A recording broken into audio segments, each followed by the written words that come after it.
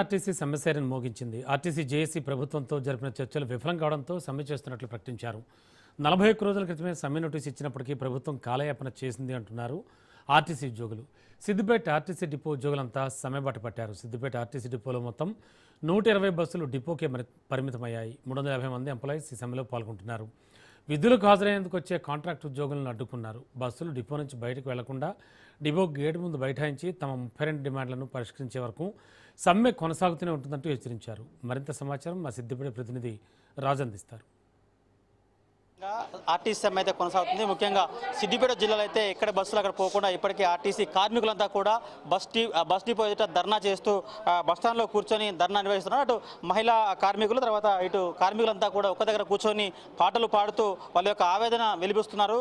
మొత్తానికి చూసుకుంటే గత కొన్ని రోజులుగా ప్రభుత్వం నుంచి వాళ్ళు చర్చలు జరుపుతున్నప్పటికీ విఫలం కావడంతో ఈరోజు అర్ధరాత్రి నుంచి సమ్మెకు దిగారు. అయితే అర్ధరాత్రి నుంచి కూడా ఒక బస్సు కూడా బయటకు వెళ్లకుండా వాళ్ళైతే ధర్నా చేస్తున్న పరిస్థితి. ప్రస్తుతానికి ప్రభుత్వం అయితే ఒక 28 డిమాండ్లు తప్ప మిగతా 3-4 డిమాండ్లు మాత్రమే ఉన్నాయి. ఖచ్చితంగా మీరు దిగి రావాలని చెప్పి ప్రభుత్వము విన్నవిస్తున్నప్పటికీ వాళ్ళు మా పూర్తి స్థాయి డిమాండ్లన్నీ కూడా మీరు పరిగణించి వీటిని పరిష్కరించాల్సిందే, లేకపోతే మేము ఖచ్చితంగా సమ్మెకు పోతాం, మా కుటుంబాలను కూడా అర్థం చేసుకోమని చెప్పి వాళ్ళు చెప్తున్నటువంటి పరిస్థితి కనిపిస్తూ ఉంది.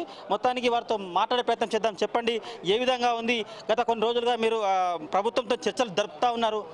ముఖ్యంగా ఎటువంటి పరిష్కారాలు కావాలి మీకు? ఈరోజు తెలంగాణ రాష్ట్రంలో ఆర్టీసీ అనేది ప్రజల ఆస్తిది. ఈ ప్రజల ఆస్తిని ఈ పాలకులు ఎవరైతున్నారో అంచెలంచెలుగా దీన్ని ప్రైవేట్ వ్యక్తులకు దారాదత్తం చేస్తున్నారు. అందులో భాగంగానే హైదరాబాద్లో ఎలక్ట్రికల్ బస్సులు తీసుకొచ్చి డిపోలు మూసివేయడానికి ప్రయత్నం జరుగుతుంది. మరి డిపోలు మూసివేయడం వల్ల అక్కడ ఉన్న డ్రైవర్ సోదరులు ఎక్సెస్ అవుతారు. ఎందుకంటే నిర్వహణ అనేది ప్రైవేట్ వ్యక్తుల వల్ల. మేము కోరేది ఏంటంటే ఆ ఎలక్ట్రికల్ బస్సులు అనేవి కార్పొరేషన్ ద్వారానే నిర్వహించాలి. ఉద్యోగుల్ని కార్పొరేషన్కి సంబంధించిన ఆర్టీసీ ఉద్యోగులను నియమించాలి. ఈ ప్రైవేటీకరణ వైపు కాకుండా అలాగే అనేక డిపోల్లో అవుట్సోర్స్ పద్ధతిన డ్రైవర్లని, కండక్టర్లని, మెకానికల్ని అనేక రకాలుగా ఉపయోగించుకుంటూ ఈ ప్రైవేటైజేషన్ వైపు దారితీస్తున్నారు. ఇప్పటికే హైర్ బస్సులు, మరి ఈ అవుట్సోర్సు, ఈ ఎలక్ట్రికల్ బస్సులు వీటి పేరు మీద ప్రైవేట్ వ్యక్తులకు దారాదత్తం చేస్తూ ఈ ఆస్తుల్ని కూడా అమ్మడానికి ప్రయత్నం చేస్తున్నారు. మేము డిమాండ్ చేసేది ఏంటంటే ప్రత్యేకంగా ఎలక్ట్రికల్ బస్సుల్ని ఆర్టీసీ నిర్వహించాలి. రెండవది, ప్రభుత్వంలో విలీనం చేస్తామని మేనిఫెస్టోలో పెట్టారు. అధికారంలోకి వచ్చే ముందు ఒక మాట చెప్పారు. అధికారంలోకి వచ్చిన మాట మార్చి ఈనాటి వరకు కూడా వాళ్ళు సంవత్సరం గడిచింది, ప్రజాపాలన అంటున్నారు.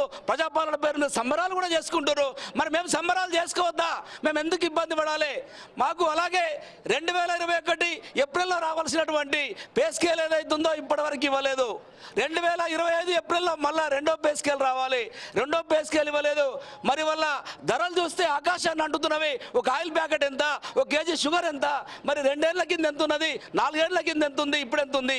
మరి ధరలకు అనుగుణంగా మరి మా పిల్లల ఫీజులు కానీ, మా కుటుంబాలు గడవడం కానీ అనేక రకాలుగా ఇబ్బందులు పడుతున్నా.